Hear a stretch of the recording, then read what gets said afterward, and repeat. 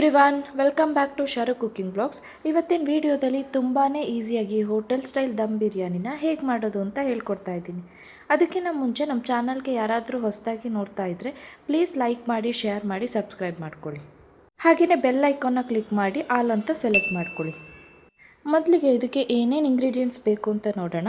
ನಾನಿಲ್ಲಿ ಅರ್ಧ kg chicken ತೊಗೊಂಡಿದ್ದೀನಿ, 3 ಮೀಡಿಯಮ್ ಸೈಜ್ ಈರುಳ್ಳಿ ಪೇಸ್ಟ್ ಮಾಡ್ಕೊಂಡಿದ್ದೀನಿ, 3 ಜಾಮೂನ್ ಟೊಮೆಟೊ ಪೇಸ್ಟ್ ಮಾಡ್ಕೊಂಡಿದ್ದೀನಿ, 2 ಟೇಬಲ್ ಸ್ಪೂನ್ ಶುಂಠಿ ಬೆಳ್ಳುಳ್ಳಿ ಪೇಸ್ಟ್, 2 ಕಪ್ ಬುಲೆಟ್ ರೈಸ್ ತೊಗೊಂಡಿದ್ದೀನಿ, 7ರಿಂದ 8 ಹಸಿಮೆಣಸಿನ್ಕಾಯಿ, 1 ಈರುಳ್ಳಿನ ಕಟ್ ಮಾಡಿ ಇಟ್ಕೊಂಡಿದ್ದೀನಿ, 1 ಹುಳಿ ಟೊಮೆಟೊ ತೊಗೊಂಡಿದ್ದೀನಿ, ಓಲ್ ಸ್ಪೈಸಸ್ ಅಂದರೆ ನಾನಿಲ್ಲಿ ಚಕ್ಕೆ 3 ಇಂಚ್ ತೊಗೊಂಡಿದ್ದೀನಿ, ಲವಂಗ ಒಂದು 6ರಿಂದ 7 ತೊಗೊಂಡಿದ್ದೀನಿ, ಏಲಕ್ಕಿ 3 ತೊಗೊಂಡಿದ್ದೀನಿ, ಪಲಾವ್ ಎಲೆ ಒಂದು 3 ತೊಗೊಂಡಿದ್ದೀನಿ. ನೆಕ್ಸ್ಟ್ ನಾನಿಲ್ಲಿ 2 ಟೇಬಲ್ ಸ್ಪೂನ್ ಹಚ್ಚ ಖಾರದ ಪುಡಿ, 1 table spoon garam masala, 1 table spoon ಧನಿಯಾ ಪೌಡರ್, ಮೊಸರು 1/4 ಕಪ್ನಷ್ಟು ತೊಗೊಂಡಿದ್ದೀನಿ. ಸ್ವಲ್ಪ ಪುದೀನ, ಸ್ವಲ್ಪ ಕೊತ್ತಂಬರಿನ ಹೆಚ್ಚಿ ಇಟ್ಕೊಂಡಿದ್ದೀನಿ. ನಾನಿಲ್ಲಿ ಒಂದು ಕಡೆ ಗ್ಯಾಸ್ ಹಚ್ಕೊಂಡು ಒಂದು ಪಾತ್ರೆಯಲ್ಲಿ ನೀರು ಇಟ್ಕೊತಾ ಇದ್ದೀನಿ.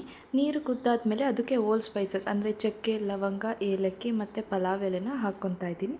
ನೆಕ್ಸ್ಟ್ ನಾನಿಲ್ಲಿ ಹಸಿ ಮೆಣಸಿನ್ಕಾಯಿ ಮತ್ತು ಲೆಮನ್ ಸ್ಲೈಸ್, ಅರ್ಧ ಟೇಬಲ್ ಸ್ಪೂನ್ ಶುಂಠಿ ಬೆಳ್ಳುಳ್ಳಿ ಪೇಸ್ಟ್, ಸ್ವಲ್ಪ ಕೊತ್ತಂಬರಿ, ಸ್ವಲ್ಪ ಪುದೀನನ ಹಾಕ್ಕೊಂಡಿದ್ದೀನಿ. ನಂತರ 5 ನಿಮಿಷ ನೆನೆಸಿ ವಾಶ್ ಮಾಡಿ ಇಟ್ಕೊಂಡಿರೋ ಅಕ್ಕಿನ ಹಾಕಿ ಸ್ವಲ್ಪ ಅರಿಶಿನ, 1 ಟೇಬಲ್ ಸ್ಪೂನ್ ಉಪ್ಪು ಹಾಕಿ 75% ಬೇಯಿಸ್ಕೋಬೇಕು. ಯಾವಾಗಲೂ ಅಕ್ಕಿಗೆ 1 ಟೇಬಲ್ ಸ್ಪೂನ್ ಎಣ್ಣೆ ಮತ್ತು ಲೆಮನ್ ಸ್ಲೈಸಸ್ನ ಹಾಕೋದ್ರಿಂದ ಅಕ್ಕಿ ಉದುರುದ್ರಾಗುತ್ತೆ, ಮುದ್ದೆ ಥರ ಆಗೋದಿಲ್ಲ. ಮತ್ತೊಂದು ಕಡೆ ಒಂದು ಕಡಾಯಿಗೆ 5 ಟೇಬಲ್ ಸ್ಪೂನ್ ಎಣ್ಣೆ ಹಾಕಿ ಚಕ್ಕೆ, ಲವಂಗ, ಏಲಕ್ಕಿ, ಪಲಾವ್ ಎಲೆನ ಹಾಕ್ಕೊಂಡು ಸ್ವಲ್ಪ ಹಸಿ ಮೆಣಸಿನ್ಕಾಯಿ ಹಾಕಿ ಹಾಗೆ ಈರುಳ್ಳಿನ ಹಾಕಿ ಗೋಲ್ಡನ್ ಬ್ರೌನ್ ಬರೋ ತನಕ ಚೆನ್ನಾಗಿ ಫ್ರೈ ಮಾಡ್ಕೋಬೇಕು. ನೆಕ್ಸ್ಟ್ ನಾನಿಲ್ಲಿ ಈರುಳ್ಳಿ ಪೇಸ್ಟ್ನ ಹಾಕಿ ಫ್ರೈ ಮಾಡ್ಕೊತಾ ಇದ್ದೀನಿ. ಇದರಲ್ಲಿ ಈರುಳ್ಳಿನ ತುಂಬ ಚೆನ್ನಾಗಿ ಎಣ್ಣೆಯಲ್ಲಿ ಫ್ರೈ ಮಾಡ್ಕೋಬೇಕು, ಅದರಿಂದನೇ ಇದ್ರ ಟೇಸ್ಟ್ ಎನ್ಹಾನ್ಸ್ ಆಗುತ್ತೆ. ಈರುಳ್ಳಿ 75% ಪೇಸ್ಟ್ ಆದಾಗ ಶುಂಠಿ ಬೆಳ್ಳುಳ್ಳಿ ಪೇಸ್ಟ್ನ ಹಾಕ್ಕೋಬೇಕು. ಮೊದಲೇ ಶುಂಠಿ ಬೆಳ್ಳುಳ್ಳಿ ಪೇಸ್ಟ್ ಹಾಕ್ಕೊಂಡ್ರೆ ಅದು ತಳ ಹಿಡಿದು ಬಿಡುತ್ತೆ, ಆವಾಗ ಈರುಳ್ಳಿ ಪೇಸ್ಟ್ ಚೆನ್ನಾಗಿ ಫ್ರೈ ಆಗೋದಿಲ್ಲ. ಇವಾಗ ನಾನಿಲ್ಲಿ 2 ಟೇಬಲ್ ಸ್ಪೂನ್ ಮನೆಯಲ್ಲೇ ಮಾಡಿರೋವಂಥ ಅಚ್ಚು ಖಾರದ ಪುಡಿನ ಹಾಕ್ಕೊತಾ ಇದ್ದೀನಿ. ಇದರಿಂದ ಒಂದೊಳ್ಳೆ ಕಲರ್ ಬರುತ್ತೆ, ಹಾಗೆ ಟೇಸ್ಟು ಕೂಡ ತುಂಬ ಚೆನ್ನಾಗುತ್ತೆ. ಇದನ್ನು ಅಷ್ಟೇ ಎಣ್ಣೆಯಲ್ಲಿ 1-2 ಮಿನಿಟ್ಸ್ ಫ್ರೈ ಮಾಡ್ಕೋಬೇಕು. ಇವಾಗ ನೀವು ನೋಡ್ಬೋದು ಕಲರ್ ನೋಡೋದಕ್ಕೆ ಎಷ್ಟು ಚೆನ್ನಾಗಿ ಕಾಣ್ತಿದೆ ಅಂತ. ನಾನು ಸ್ವಲ್ಪ ಕಸೂರಿ ಮೆಥಿನ ಹಾಕ್ಕೊತಾ ಇದ್ದೀನಿ. ಇದನ್ನು ಕ್ರಷ್ ಮಾಡಿ ಹಾಕ್ಕೊಳ್ಳಿ, ಅದರಿಂದ ಟೇಸ್ಟ್ ಸ್ವಲ್ಪ ಚೆನ್ನಾಗಿ ಆಗುತ್ತೆ. ಎಲ್ಲ ಫ್ರೈ ಆದಮೇಲೆ ನಾನಿಲ್ಲಿ ರುಬ್ಬಿಟ್ಕೊಂಡಿರೋ ಟೊಮೆಟೊ ಪೇಸ್ಟ್ನ ಹಾಕ್ಕೊತಾ ಇದ್ದೀನಿ. ನಾನಿಲ್ಲಿ ಜಾಮೂನ್ ಟೊಮೆಟೊನ ತೊಗೊಂಡಿದ್ದೀನಿ, ಹುಳಿ ಟೊಮೊಟೊ ಹಾಕ್ಕೋಬೇಡಿ. ಹುಳಿ ಟೊಮೊಟೊ ಹಾಕ್ಕೊಂಡ್ರೆ ಮೊಸರು ಕೂಡ ಹಾಕಿರೋದ್ರಿಂದ ತುಂಬ ಹುಳಿಯಾಗಿ ಹೋಗ್ಬಿಡುತ್ತೆ. ನೆಕ್ಸ್ಟ್ ನಾನಿಲ್ಲಿ ಗರಂ ಮಸಾಲ ಹಾಗೆ ಧನಿಯಾ ಪೌಡರ್ನ ಹಾಕ್ಕೊತಾ ಇದ್ದೀನಿ. ಇದನ್ನು ಹಾಕ್ಕೊಂಡು ಚೆನ್ನಾಗಿ ಮಿಕ್ಸ್ ಮಾಡಿ ಎಣ್ಣೆ ಎಲ್ಲ ಬಿಡೋ ತನಕ ಫ್ರೈ ಮಾಡ್ಕೋಬೇಕು. ನಂತರ ನಾನಿಲ್ಲಿ ಕೊತ್ತಂಬರಿ ಮತ್ತು ಪುದೀನನ ಹಾಕ್ಕೊತಾ ಇದ್ದೀನಿ. ಪುದೀನನ ಕಟ್ ಮಾಡದೆ ಹಾಗೆ ಎಲೆನೇ ಹಾಕ್ಕೊಳ್ಳಿ, ಅದ್ರದ್ದು ಫ್ಲೇವರ್ ತುಂಬ ಚೆನ್ನಾಗಿರುತ್ತೆ.